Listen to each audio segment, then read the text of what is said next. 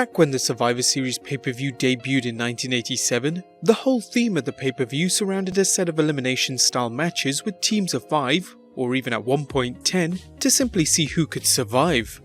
Although WWE now makes the elimination matches secondary on the pay-per-view, they still exist with the theme of brand supremacy. The matches carry the unpredictability of who will be the remaining survivor. What will it come down to? 1-on-2, 2-on-2, or 2-on-1? In some cases it has, but in rare moments, some teams are so good they manage to dominate the opposing team without any eliminations, winning by a clean sweep. Which teams suffered these embarrassing losses? Well, in this video we list the 8 teams that were dominated. Number 1. The Visionaries and 1990 Survivor Series. The team led by Jake the Snake Roberts were dubbed the Vipers, obviously due to the frontman's affiliation with snakes. Their opponents were the team of Rick Martel, the Warlord and Power and Glory, who were dubbed the Visionaries, a pun to mock their opposing team captain. Why was this a pun? Well, weeks before leading up to the pay-per-view, both Jake Roberts and Rick Martel made a guest appearance on the Brother Love show. Fixated by the bad smell of either Jake or his pet snake Damien, Martel would continuously spray his arrogance cologne around both Jake and the snake. When Jake tried to pull him up away from his beloved boa, Martel would spray the arrogance right into Jake's face. The incident would leave Jake blind in his left eye. On a few occasions, WWE even showed the degenerated pupil, but this set up a feud between the two where Jake would seek revenge on Martel at the Survivor Series. Surprisingly, Jake's team would deteriorate in quick succession, and he himself would be counted out. This would be the first time in Survivor Series history that a whole team would remain intact at the end of the match. All 4 surviving members would go on to competing in the one and only Survivors match, where all the face surviving members would go up against the heel surviving members in order to determine who the true survivors would be. Jake would eventually get revenge, but much later in the infamous blindfold match at WrestleMania 7. Number 2. Team Mustafa and 1991 Survivor Series. The 5th annual Survivor Series should have been called the Substitution Series, as there was a whole host of replacements. First, Sergeant Slaughter replaced Jim the Anvil Nida on Hacksaw Jim Duggan's team.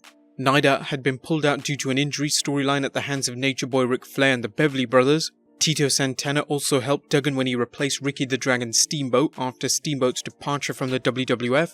Hercules took over for Big Bully Busick, who'd also left the promotion, and Skinner replaced the Barbarian, finalizing the lackluster team. Substitutions aside, Team Mustafa would suffer a clean sweep, possibly due to the fact that no one was noteworthy on the team. Number 3. Bam Bam Bigelow, Bastion, BOOGER, and the HEADSHRINKERS at 1993 Survivor Series. It's been 25 years since this pay-per-view aired, and we're still yet to find a match worse than this at a Survivor Series pay-per-view. Yes, this was during WWE's darker days, but there was still no excuses for this abomination of a match that featured no wrestling, but a series of pratfalls and comedy that wouldn't be excusable for the most juvenile fans. The 4 Doinks consisted of the team of the Bushwhackers and Men on a Mission. Notice Doink is nowhere to be seen. The Doinks would eliminate each opponent with a series of physical gags, first eliminating Head Shrinker Samu with a water balloon, Bastion Booger would be distracted by a banana, Head Shrinker Fatu would slip on one for the count, and all 4 would pile up on Team Captain Bam Bam Bigelow to get the win. A truly horrible match, but it counts as a clean sweep. Number 4. Clowns Are Us and 1994 Survivor Series. Seems like WWE didn't learn their lesson and threw further comedy onto less unfortunate fans at 1994's pay-per-view, as this match involved the return of midgets in the form of mini clones. Unlike last year, at least this time the real Doink was actually involved in the match. With his team of Wink, Pink and Dink, they faced off against the royal family of Jerry Lawler with Sleazy, Queasy and Cheesy, who other than wearing his signature singlet, thankfully didn't resemble Lawler. This match would have a number of flaws, which included booking Doink to be eliminated first. This meant that the others would be easy pickings for Lawler's team. They would go on to eliminate all 3, and at the end of the match, Sleazy, Queasy and Cheesy would celebrate in the ring. Lawler would chastise the group for celebrating the win, believing he was the one to win it for the team. Chasing them around the ring, Lawler would end up with a pie in his face. A fitting end to this pie of a match. Number 5. Jerry Lawler, Hunter Hearst Helmsley, Isaac Yankem DDS, and King Mabel at 1995 Survivor Series. There was always something awesome looking about The Undertaker when he returned with the Phantom mask, as he looked more menacing and unstoppable in the ring. Some would consider it ugly, but let's face it, The Undertaker wasn't even supposed to look pretty. Returning at 1995 Survivor Series after King Mabel legitimately broke The Undertaker's orbital bone, WWE would play up the injury by having him wear a ghoulish mask in the ring. They booked The Undertaker to be one of the strongest wrestlers in the match, with all members on the opposing team deathly afraid to step into the ring with him. The Undertaker would even eliminate all of them, apart from King Mabel, who ran out in fear. Number 6. MIDEON, the Big Boss Man, Prince Albert and VISCERA, and 1999 Survivor Series.